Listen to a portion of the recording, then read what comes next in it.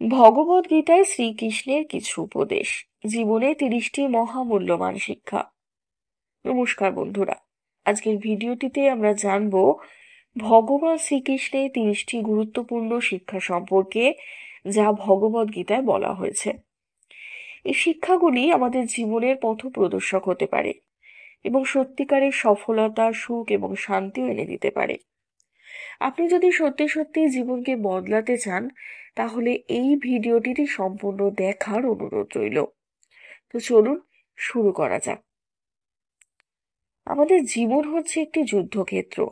জীবন মানেই সংগ্রাম। সুখ, দুঃখ, জয়, পরাজয় সবকিছুতেই লড়াই করতে হবে, কখনো হার মানলে চলবে না। উদাহরণস্বরূপ, তুমি অর্জুন আর কৃষ্ণ তোমার সারথি। কর্ম করো, কিন্তু ফলের আশা করো না। তুমি শুধু কর্মে নিয়োজিত থাকো, কিন্তু ফল কৃষ্ণের উপর ছেড়ে দাও। কর্মণ্যে বাসিকারস্তে মা ফলের সুকদাচন। উদাহরণস্বরূপ, যেমন একজন কৃষক শস্য বুনতে পারেন, কিন্তু ফসল কি হবে তা প্রকৃতির হাতে। আত্মা অমর, মৃত্যু শুধুই রূপান্তর। আমরা শরীর নই, আমরা আত্মা। মৃত্যু মানেই নতুন রূপে জন্ম নেওয়া। যেমন উদাহরণ হিসাবে আমরা বলতে পারি, শরীর পোশাকের মতো, পুরনো হলে বদলাতে হয়। পোশাক যেরকম আমরা বদলাই, পুরনো হলে নতুন পোশাক নিয়ে আসি, শরীরও ঠিক তেমনই। মনকে নিয়ন্ত্রণ করো, না হলে মন তোমাকে নিয়ন্ত্রণ করবে। মনের উপর নিয়ন্ত্রণ না থাকলে জীবন দুর্বিষহ হয়ে যাবে। ধ্যান ও ভক্তি মনে শান্তি এনে দেয়। যেমন প্রশান্ত মন মানেই কিন্তু সুখী জীবন। অতিরিক্ত আকাঙ্ক্ষা কিন্তু জীবনে কষ্ট ডেকে নিয়ে আসে।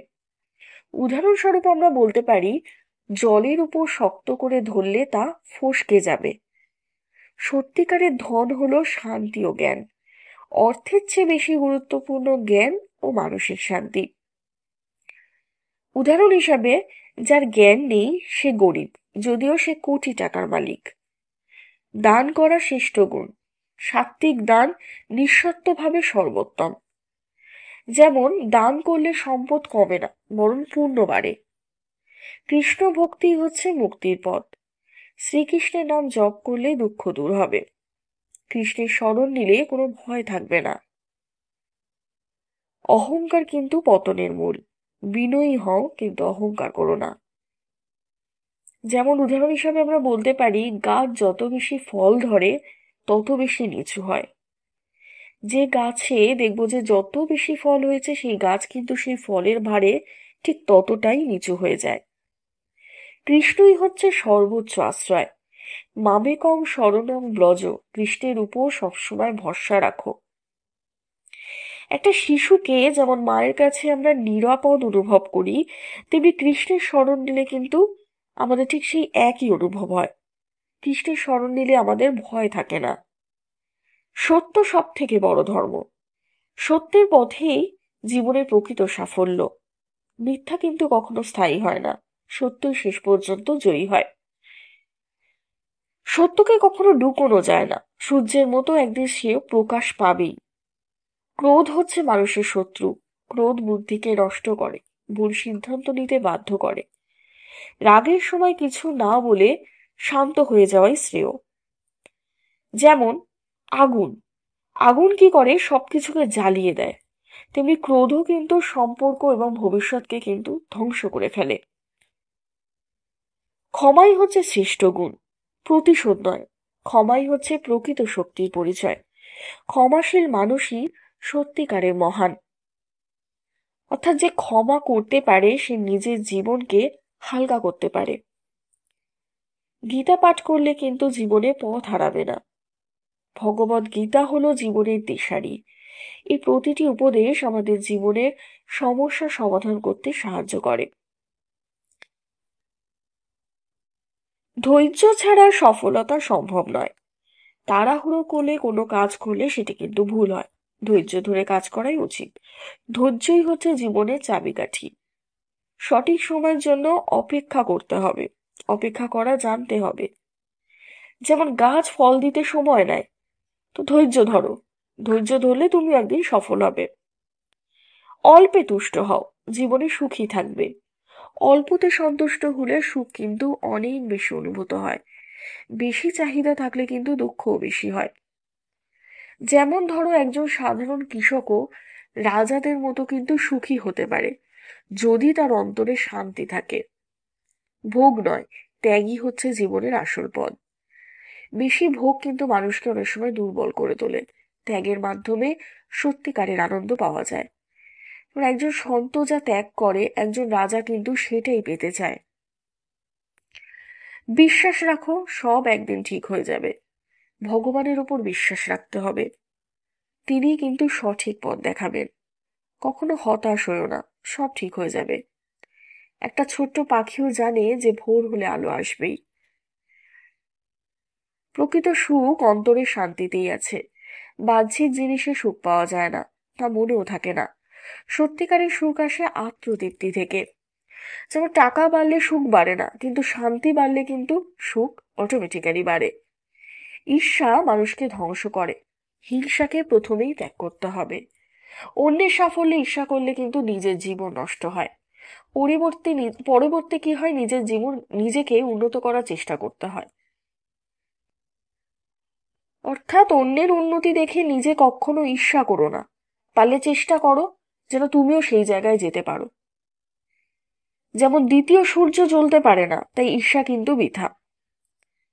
আত্মনিয়ন্ত্রণ মানুষকে মহান করে। নিজের আবেগ, ইচ্ছা এবং রাগ নিয়ন্ত্রণ করাই হচ্ছে প্রকৃত শক্তি।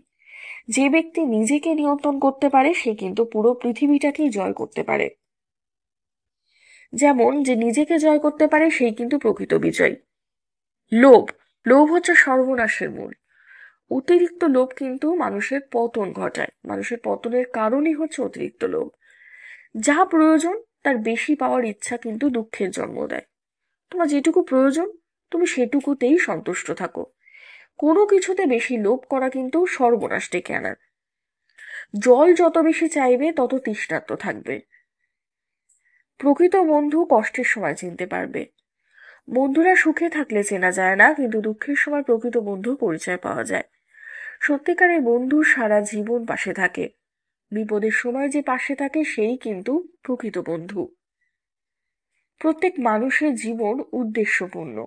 এই পৃথিবীতে কেউ অপ্রয়োজনীয় নয়। সবাই কিন্তু কোনো না কোনো উদ্দেশ্য নিয়েই জন্মেছে। নিজের লক্ষ্য খুঁজে পাওয়াই হচ্ছে জীবনের আসল চ্যালেঞ্জ। যেমন একটা ছোট পাখিও কিন্তু প্রকৃতির জন্য অনেক গুরুত্বপূর্ণ। ধর্ম অনুসরণ করো, দেখবে জীবন অনেকটাই সহজ হয়ে যাবে। ধর্ম মানে কিন্তু শুধু পুজো নয়, নীতি ও আদর্শকে মেনে চলা। সত্য, ন্যায় ও প্রেমই ধর্মের কিন্তু আসল পরিচয়। যে ধর্মের পথে চলে, তার জীবনে কখনো সংকট আসে না। সৎ পথে থাকো, তাতেই আনন্দ আছে। অসৎ পথে গিয়ে সাময়িক লাভ হতে পারে, কিন্তু শেষ পর্যন্ত কিন্তু ক্ষতি হয়। সততাই হচ্ছে প্রকৃত শক্তি। সৎ পথে চলে রাতেও দেখবে নিশ্চিন্তে ঘুমানো যায়। ভগবানের পথে থাকলে কিন্তু সব বাধা দূর হবে। যে কৃষ্ণকে সত্যিকারের ডাকে, তার জীবনে সব সমস্যা কেটে যায়। বিশ্বাস করো, সব একদিন ঠিক হয়ে যাবে। কৃষ্ণ যার রক্ষক, তার কোনো ভয় নেই। সংযমী হও, ইন্দ্রিয় সুখের দাস হবে না। ইন্দ্রিয় সুখের পেছনে ছুটলে জীবনে কষ্ট বাড়বে। সংযমী জীবনই হচ্ছে সবচেয়ে ভালো। যে ব্যক্তি তার ইন্দ্রিয়কে নিয়ন্ত্রণ করতে পারে, সেই কিন্তু আসল রাজা। সবার মধ্যে যদিও কৃষ্ণের অস্তিত্ব রয়েছে, প্রকৃত জীবের মধ্যেই ভগবান আছেন। কারোর সাথে খারাপ আচরণ করা মানে কৃষ্ণকে কষ্ট দেওয়া। তুমি যদি কারোর সাথে কোনো খারাপ ব্যবহার করো, তাহলে সেটা কিন্তু কৃষ্ণর সাথেই খারাপ ব্যবহার করার সমতুল্য। অন্যকে ভালোবাসো, কারণ কৃষ্ণও কিন্তু সকলের মধ্যে আছেন। অন্যকে ভালোবাসো, দেখবে তাতেই কৃষ্ণকে ভালোবাসা হবে। কৃষ্ণ নাম জপ করা মোক্ষের পথ। কৃষ্ণ নাম জপ করলে জীবনের সকল কষ্ট দূর হয়ে যায়। হরে কৃষ্ণ হরে রাম জপ করো, আনন্দে থাকো। কৃষ্ণ নামই সব সমস্যার সমাধান। বন্ধুরা, ভগবদ গীতার এই শিক্ষাগুলো শুধু ধর্মীয় নয়, এগুলি আমাদের প্রতিদিনের জীবনে প্রয়োগ করা উচিত। যদি আমরা এই উপদেশগুলি মেনে চলি, তাহলে আমাদের জীবন সাফল্য, সুখ এবং শান্তিতে ভরে উঠবে। আপনাদের মতামত কমেন্ট করে জানাবেন। ভিডিওটি ভালো লাগলে লাইক করবেন, শেয়ার করবেন এবং চ্যানেলটি সাবস্ক্রাইব করুন।